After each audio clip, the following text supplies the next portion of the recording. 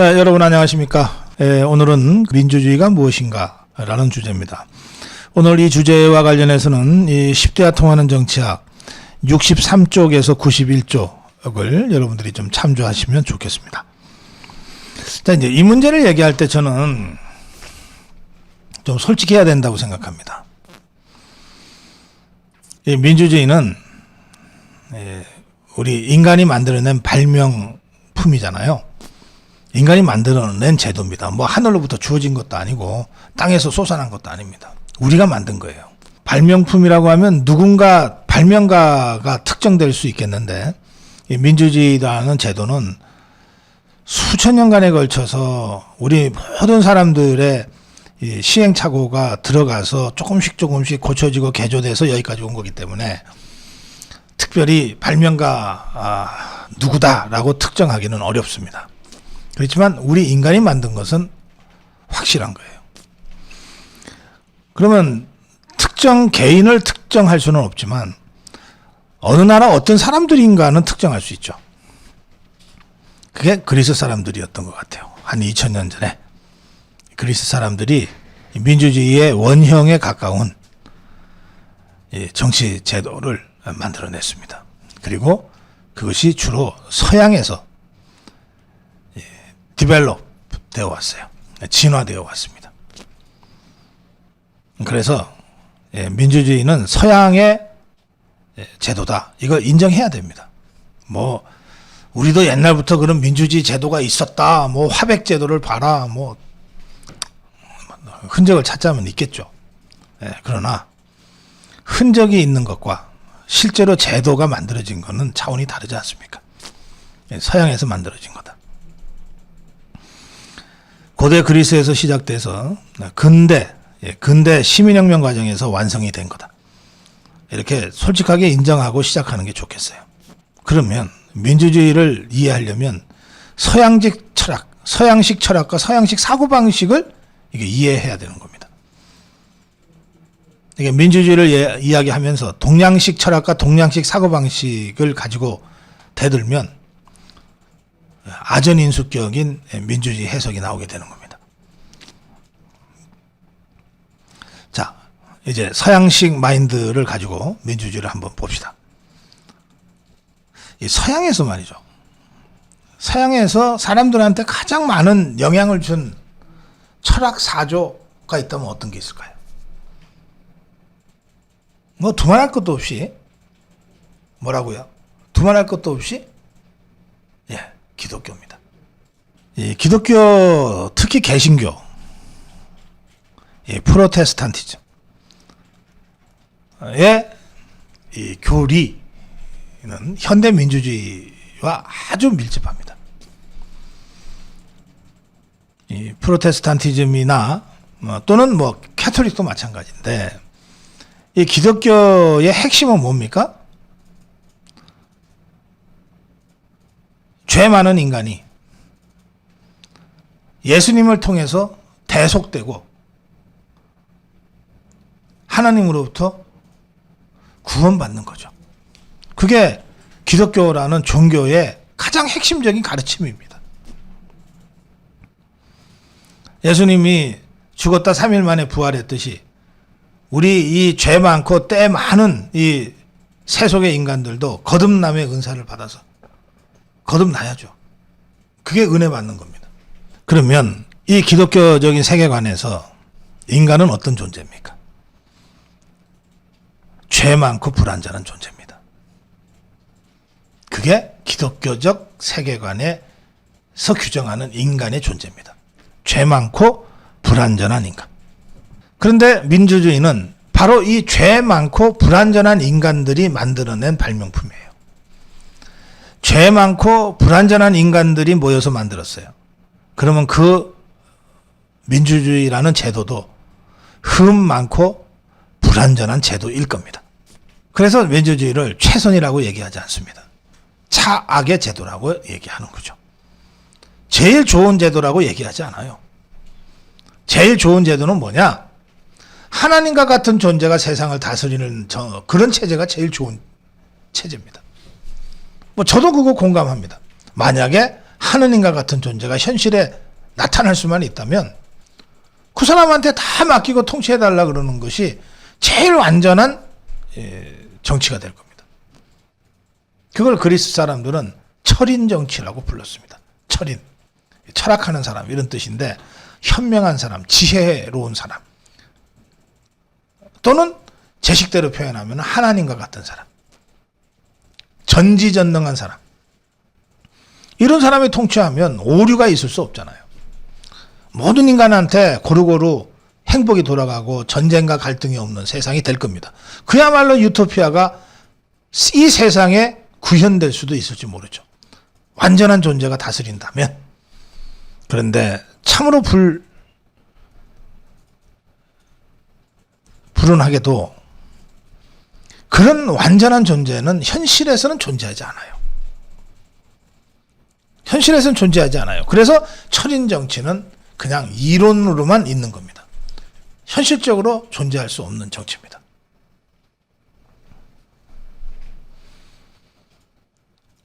최선의 정치 체제인 철인 정치는 현실적으로는 구현 가능한 정치가 아닌 거예요. 그래서 최선을 버리고 차선을 버리고 버리다 보니까 마지막 차악의 제도가 남는 거죠. 그게 민주주의입니다. 이 민주주의라는 제도를 우리 걸로 만들려면 이 민주주의를 운영하는 사람인 나나 여러분들이 어떤 존재인가가 확실하게 확인이 돼야 돼요. 우리는 어떤 존재다? 불완전하고 죄 많은 존재. 불완전하고 죄가 많은 존재이기 때문에 이 민주주의 절차를 통해서 어떤 결론을 내려도 그 결론은 불완전한 결론일 가능성이 많고 흠이 많은 결론일 가능성이 많습니다. 그래서 잠재적인 결론일 수밖에 없는 거예요. 그러면 이 결론은 더 훌륭한 사람, 더 많은 사람의 지혜에 의해서 언제든지 수정될 수 있는 그런 결론인 거죠. 우리가 민주주의라는 차학적 제도를 통해서 누군가 우리 나라를 이끌 대통령을 뽑았어요.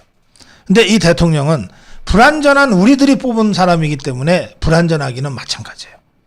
더 훌륭한 사람이 나타나면 이 사람 내려오고 그 더 훌륭한 사람이 대통령 자리에 올라가는 것이 자연스러운 거죠. 그렇습니다. 만약에 통치자가 전지전능하고 완전 무결하다면 이 사람을 교체해서는 안 되죠. 선거를 어떻게 이 사람한테 적용합니까? 이 사람은 나서 죽을 때까지 왕이 돼야죠. 그게 고대 중세까지의 왕 개념이었어요. 죽을 때까지 왕이었지 않습니까? 왕이라고 해놓고 5년마다 한 번씩 선거로 뽑는 나라가 있었습니까? 네. 민주주의는 절대적인 존재, 완전 무결한 존재를 인정하지 않습니다. 다 불완전하다고 보는 거예요. 불완전한 사람들끼리 모여서 어떤 결론을 내렸기 때문에 이 결론도 잘못된 결론일 수가 있는 겁니다. 잘못된 결론, 불완전한 결론이기 때문에 언제든지 수정, 보완될 수 있는 결론이라고 하는 겁니다. 그래서 임기를 두는 거예요. 이걸 바꾸기 위해서. 그러면 1 더하기 1은 2. 이거는 투표의 대상이 될까요? 안 되죠. 1 더하기 1은 2라고 하는 수학적 명제는 수학적 명제입니다. 수학적 명제는 진리로 확인됐기 때문에 너무나 명명백백한 확정된 명제이기 때문에 투표의 대상이 안 되는 거예요. 1 더하기 1은 2라고 하는데 찬성하는 사람, 반대하는 사람, 반대가 많으니까 앞으로 1 더하기 1은 2가 아닌 걸로 하자. 이건 수학은 그런 게 아니지 않습니까? 무식한 1000명, 10,000명이 1 더하기 1은 3이라고 주장을 해도 현명한 수학자 한 사람이 아니야, 1 더하기 1은 2야 라고 주장하면 그 현명한 수학자 한 사람이 이기는 겁니다. 명증한 수학적 명제는 투표의 대상이 아니다. 자, 그러면 성경 말이죠. 성경. 바이블은 성령의 힘으로 쓰여졌다고 얘기하거든요. 글자 하나, 토시 하나도 다 성령의 힘으로 쓰여진 것이기 때문에 인간이 손대면 안 된다고 되어 있습니다. 그러면 이 성경, 투표의 대상이 될까요, 안 될까요? 어디 감히 인간이 신의 영역인 성경이 옳다 그러다 그러고 투표를 하냐. 진짜 벼락 맞을 일이죠.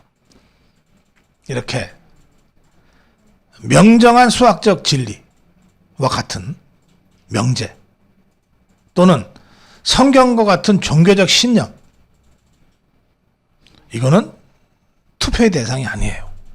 민주주의의 대상이 아닙니다. 그건 그 자체로 절대적인 거예요. 그러면 투표는 어떤 거를 대상으로 하는 거냐? 쉽게 말씀드리면 이래도 좋고 저래도 좋은 사안들만 투표하는 겁니다. 야, 무슨 민주주의가 그러냐? 민주주의가 그런 거예요. 이래도 좋고 저래도 좋고. 대한민국 대통령이 윤석열이어도 좋고 뭐 안 되고 이재명이가 되어도 어쩔 수 없고 뭐 그래봤자 5년 후에 또 다른 사람 바꾸면 되니까 이라고 생각하니까 투표가 성립되는 거예요. 만약에 윤석열이 아니면 안 돼. 나는 이재명이가 되면 차라리 나는 죽을 거야. 이재명이가 되면 난 진짜 보따리 싸고 외국에 나갈 거야. 이런 사람들한테는 투표는 아무 의미가 없죠. 윤석열이 돼야만 되는 거지.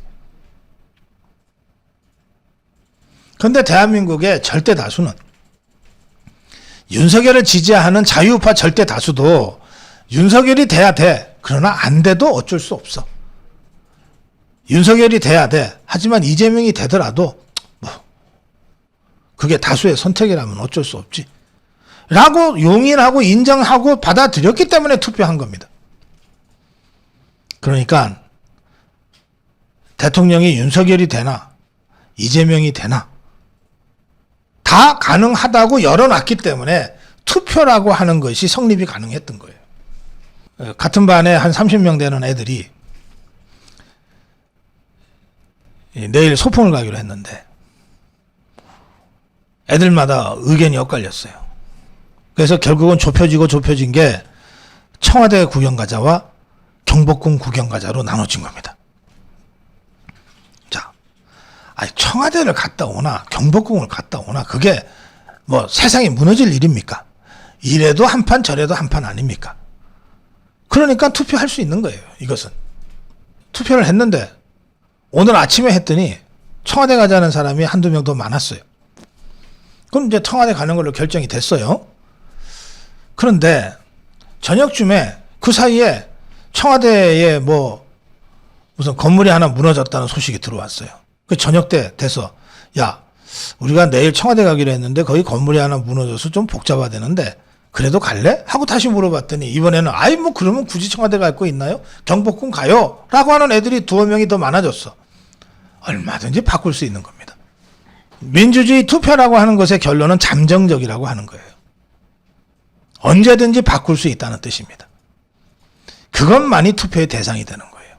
한 번 투표했는데 절대로 그 결론을 바꿀 수 없다. 이건 투표가 아닙니다. 목숨 걸고 싸워야 될 일이지. 어떤 것을 우리는 목숨 걸고 싸워야 되는가? 자유민주주의 체제냐 공산주의 체제냐. 이거 선택할 때는 투표를 할 수 없죠. 진짜 목숨 걸고 싸워야지. 내 신념이니까. 나의 종교니까. 그런데 이것조차도 1948년 5월 10날은 투표로 결정하려고 했어요. 투표로. 좌파들이 절대적으로 불리하다고 생각해서 이자들이 50 총선에 참여하지 않았기 때문에 일방적으로 우리 자유우파만 투표에 참여해서 재헌의회를 구성한 거죠. 그때는 좌파 우파 간의 체제 선택도 투표를 하려고 했던 거예요. 그런데 그 후에 전쟁이 벌어지고 지금껏 체제 경쟁에 모두 120만 명의 군대가 휴전선에 대치한 지 70년째입니다. 이제는 체제 선택을 투표를 할 수 없게 돼버린 거예요. 목숨 걸고 싸울 수밖에 없는 나한테는 종교와 같은 신념이 돼버린 거예요. 그러니까 이건 투표할 수 없는 거죠. 그러나 5년이나 10년 후에 북한이 망했어. 김정은이가 죽었어. 체제가 붕괴됐어. 그래서 통일이 됐어요. 그런 상태에서 한반도 전체를 자유민주주의 체제로 가져갈 건지 북한이 그동안 해왔던 인민민주주의 체제로 가져갈 건지 이거 어떻게 결정할까? 이거 투표를 할 수 있는 겁니다. 그러니까 어떤 사안은 때에 따라서 투표 대상이 될 수도 있고 투표 대상이 안 될 수도 있는 거죠. 투표 대상이 안 된다는 뜻은 뭐냐면 이게 절대적인 가치가 됐을 때입니다. 적어도 지금은 그렇다는 거예요. 다시 말씀드립니다. 민주주의는 죄 많고 불완전한 인간들에 의해서 만들어진 차악적 정치 제도예요. 그래서 민주주의라는 절차를 거쳐서 결정할 수 있는 것은 언제든지 고칠 수 있다는 잠정적인 결론들만 가능한 겁니다. 절대 고칠 수 없다 그러면 투표하면 안 됩니다. 자, 여기서 다수의 의견을 수렴해서 결론을 짓는 과정을 그 원칙을 우리가 다수결이라고 보통 표현합니다. 다수에 의한 결정, 다수결. 가장 오해가 많은 부분이 바로 이 다수결과 관련된 부분입니다. 흔히 말이죠. 의견이 갈릴 때, 야, 투표하자! 그거는 손들어가지고 누구든 한 표라도 많은 쪽으로 결론 짓자는 거 아닙니까? 그죠? 그렇게 쉽게 얘기하는 게 투표고 다수결이에요. 정치권에서도 가장 오남용이 되는 게 다수결입니다. 아니, 우리가 다수의 지지를 받아서 국회 다수파가 됐는데 왜 이거 하나 우리 마음대로 못해? 라고 얘기하는 다수파 정치인들이 세고 셌습니다. 이런 자들의 이런 발언은 진짜로 다수결이 뭔지를 모르는 무식한 발언이에요. 자, 이제부터 제가 다수결이란 뭔가를 설명해 드리겠습니다. 다수결을 하면 다수파, 소수파로 딱 확인이 되죠. 그럼 이 다수파의 결론, 그러니까 경복궁을 놀러 가자는 다수파의 결론, 이거는 오늘, 내일, 모레 언제든지 바뀔 수 있는 잠정적 결론입니다. 그렇죠? 그럼 다수파가 된 나는 오늘은 내가 다수파지만 언제 내가 다시 소수파가 될지도 몰라. 저들이 지금은 소수파지만 언제 저들이 다수파가 될지 몰라. 라고 인정을 해야 되는 거예요. 그렇죠. 선거란 게 그런 거 아닙니까? 여당이 야당되고 야당이 여당되는 거죠. 언제 그렇게 될지 모르잖아요. 그래서 지금은 내가 다수파지만, 지금은 저들이 소수파지만, 저 소수파를 지지한 사람들도 나와 똑같은 사람이고 오히려 나보다도 더 현명한 생각을 가진 사람일 수 있다 라고 하는 전제가 있는 겁니다. 내가 다수파지만 사실은 내가 틀렸을 수도 있어. 내가 다수파지만 사실은 내일 소수파가 될 수도 있어 라고 하는 잠정적 결론이라고 다수파가 스스로를 인정해야 되는 거예요. 그러면 어떻게 됩니까? 지금은 내가 다수파지만 소수파의 의견을 존중해야 되는 거죠. 저들이 다른 의견을 제시한 데는 이유가 있을 거야. 저들의 생각을 존중해야 돼. 그게 첫 번째입니다. 그게 다수파는 내가 다수파지만 나는 그냥 잠정적인 다수파에 불과해. 내가 언제든 소수파가 될 수 있어 라고 하는 겸손을 갖춰야 돼요. 이게 다수의 겸손입니다. 둘째는 그렇기 때문에 지금은 소수파지만 저들이 언제든 다수파가 될 수 있고 저들의 의견이 옳을 수도 있기 때문에 내가 저들의 의견을 경청해야 돼. 비록 내가 다수파지만, 그래서 내 마음대로 할 수 있지만, 그러나 가급적이면 저들의 의견을 경청해서 저들의 의견 중에 좋은 부분은 받아들여서 함께 가야 돼. 라고 하는 것이 소수에 대한 존중입니다. 그래 놓으면 그 다음에 저 소수파가 다수파가 다 열어놓고 보는구나. 다 열어놓고 보는구나. 저들이 우리를 비록 소수파지만 존중하는구나. 그렇다면 현실적으로 더 많은 사람들이 저 다수의 의견을 형성하고 있다면 저들이 우리보다 옳을 가능성이 더 많아. 나는 여전히 내가 옳다고 생각하지만 그러나 내 생각보다는 저 다수파의 생각이 더 옳을 가능성이 더 많아. 그걸 현실적으로 인정해야지. 그래서 다수를 승복하는 겁니다. 그래야 다수결에 의한 집행이 가능해져요. 자, 다수결이 되려면 세 가지 단계가 있다는 겁니다. 첫째, 다수파는 다수에 대한 겸손이 필요하다. 둘째, 소수파에 대한 다수파의 존중이 필요하다. 셋째, 그 과정의 결과로 소수파에 의한 다수파에 대한 승복이 행동으로 나타난다. 그래야 비로소 모든 사람들이 승복하고 공감하는 다수결의 결론이 힘있게 현실화되는 것이다. 이게 다수결입니다. 그런데 대한민국 정치에서 과연 다수파가 된 사람들이 자신들을 우리는 언제든 소수파가 될 수 있는 사람들이야 라고 절대적으로 겸손했는가? 또 그 겸손으로부터 소수파에 대한 존중이 행동으로 나타났는가? 그 소수파에 대한 존중이라는 행동을 보면서 소수파가 진정으로 다수파에 승복하는 그런 다수결의 아름다운 승복이 이루어졌는가? 대한민국 정치에서는 지금껏 그런 의미에서 진정한 다수결이 구현된 적은 한 번도 없다고 저는 생각합니다. 앞으로 우리가 이 아름다운 승복, 진정한 다수결의 의미를 현실 정치 속에서 구현해내어야 하는 겁니다. 자, 이제 민주주의와 관련된 마지막 정리를 한번 하겠습니다. 아까 제가 사실은 현실적으로 가능하기만 하다면 가장 바람직한 정치는 철인 정치다. 이렇게 말씀드렸죠. 철인 정치. 완전 무결한 존재가 완전 무결하게 통치를 하는 게 제일 바람직한 거죠.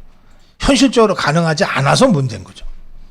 현실적으로 가능하지 않은데 그런데 내가 바로 그 완전 무결한 존재다 그러고서 터무니없이 나타나는 자들이 꼭 있어요. 그게 옛날에는 왕이었고 현대에는 공산당, 북한의 수령이라는 자들입니다. 자기들이 완전 무결하고 전지전능하다고 주장하고 나타나잖아요. 짐이 곧 법이다. 그런 황당한 소리들을 버젓하게 하잖아요. 나에게는 오류가 없다. 무오류의 공산당, 무오류의 수령. 현실적으로 저것들 존재하고 있잖아요. 현실적으로 불가능한 철인 정치를 하고 있다고 주장하는 사이비 철인 정치가 횡행합니다. 저것이 독재입니다. 철인 정치가 변질되면 독재가 되는 겁니다. 이 플라톤은 이 철인 정치 다음으로 철인 정치가 불가능하다면 그 다음으로 권하고 싶은 정치는 귀족 정치다 그랬습니다. 이때 귀족은 뭐냐면 현명한 현자들을 얘기하는 겁니다. 현자들. 완전 무결한 한 사람이 없다면 현명한 여러 사람은 있을 수 있지 않냐. 그 현명한 여러 사람들이 다스리는 정치가 그 다음으로 낫지 않냐 그랬어요. 그런데 세상에는 현명한 여러 사람이 한꺼번에 나타나는 경우는 없었던 것 같습니다. 현명한 사람이 가끔씩 나타나기는 하지만 현명한 여러 사람이 한꺼번에 나타나서 정치를 정말 부흥시킨 경우는 거의 없었던 것 같습니다. 대신에 현명하지 않은 욕심 많은 귀족들이 나타나서 우리가 바로 그 현명한 현자들이야 라고 사칭하면서 권력을 과점적으로 지배했던 경우들이 많이 있습니다. 그것을 과두정치라고 부릅니다. 플라토가 철인정치 다음으로 괜찮다고 한 귀족정치, 오토크라시, 이것의 변형 전락된 형태가 과도정치, 올리가키라고 하는 겁니다. 사실 대부분의 독재는 바로 이 올리가키의 형태를 취하고 있습니다. 독재자 한 사람이 독재하는 게 아니에요. 독재자 주변에 그와 어섭비슷한, 그보다 조금 더 멍청하거나 더 잔악하거나 더 사악한 자들이 같이 이 그룹을 만들어서 과도적 지배를 하는 거죠. 이게 현실적으로 존재하는 독재 정치의 대다수의 모습이었습니다. 히틀러도 혼자서 독재하지 않았어요. 괴벨스가 있고 괴링이 있고 힘러가 있고 수많은 조력자들에 의한 과도적 지배를 한 겁니다. 오리가키. 이 플라토가 천인 정치는 현실적으로 안 될 것 같아. 귀족 정치도 어려워? 그렇다면 마지막으로 기댈 수 있는 거는 데모크라시밖에 없어. 이게 민주정치를 마지막 덜 나쁜 정치로 제안했습니다. 다수에 의한 다수의 지배죠. 그런데 이 민주주의, 지금 우리가 차학적 선택, 차학적 발명품으로 민주주의를 현실적으로는 거의 유일하게 가능한 좋은 정치로 지금 우리가 받아들이고 있는데, 이 민주주의가 변질되고 전락하면 어떻게 되냐. 그때 플라토가 민주주의가 전락하는 정치를 중우 정치라고 불렀습니다. 중우 정치. 우둔한 대중에 의한 정치. 그러면서 가장 좋은 정치는 철인 정치요, 그 다음 좋은 정치는 귀족 정치요, 그 다음 좋은 정치는 민주 정치인데, 이 좋은 정치가 변질되어서 나쁜 정치로 바뀌면 가장 파괴적이고 나쁜 정치가 민주주의가 변질된 중우 정치고, 그보다 좀 덜 나쁜 정치가 귀족 정치가 변질된 과두 정치고, 그보다 좀 덜 나쁜 정치가 천인 정치가 변질된 독재 정치다. 이렇게 설명을 했습니다. 가장 파괴적인 정치, 가장 나쁜 정치는 민주주의가 변질된 중우 정치라는 겁니다. 중우 정치. 어리석은 대중들의 휩쓸려 다니는 정치. 뭐가 떠오르십니까? 어리석은 정치인들의 포퓰리즘 정치와 어리석고 폭력적이고 사악한 빠들이 들고 설치는 지금의 한국 정치. 이거야말로 2500년 전에 플라톤이 경계하고 경계했던 중우 정치의 바로 그 모습입니다. 지금 우리는 2500년 전에 플라톤이 경계해 마지 않았던 바로 그 중우 정치의 그 적나라한 추악한 얼굴을 보고 있습니다. 그런데 이 중우 정치, 이토록 위험한 중우 정치, 이 중우 정치를 문재인이란 자는 양념으로 생각하라고 뇌깔렸습니다. 중우 정치야말로 반지성의 산물입니다. 반이성, 반합리, 반지성의 산물입니다. 지금 우리는 이들 중우와 싸우는 집단지성의 투쟁 현장에 서 있습니다. 민주적 집단지성과 휩쓸려 다니는 빠들이 일으켜내는 중우의 돌풍의 전쟁이 지금 벌어지고 있습니다. 우리 자유파는 좌파 빠 세력을 척결하기 위해서 어느 때보다도 열려 있어야 됩니다. 어느 때보다도 차이를 차이로 인정하고 공존하고 관용하는 집단지성을 발휘해야 됩니다. 좌파 중우 빠 세력에 저항하는 과정에서 우리 자유파까지 또 다른 변질된 바가 돼서는 안 됩니다. 그래서는 이길 수가 없어요. 집단지성의 발현을 통해 민주주의의 건강성을 회복하는 것이 저 바들이 이끄는 중우 정치의 위험으로부터 대한민국을 구해내는 유일한 출구가 될 것입니다. 오늘 민주주의가 무엇인가 하는 주제로 좀 심각한 여러 가지 문제들을 짚어봤습니다.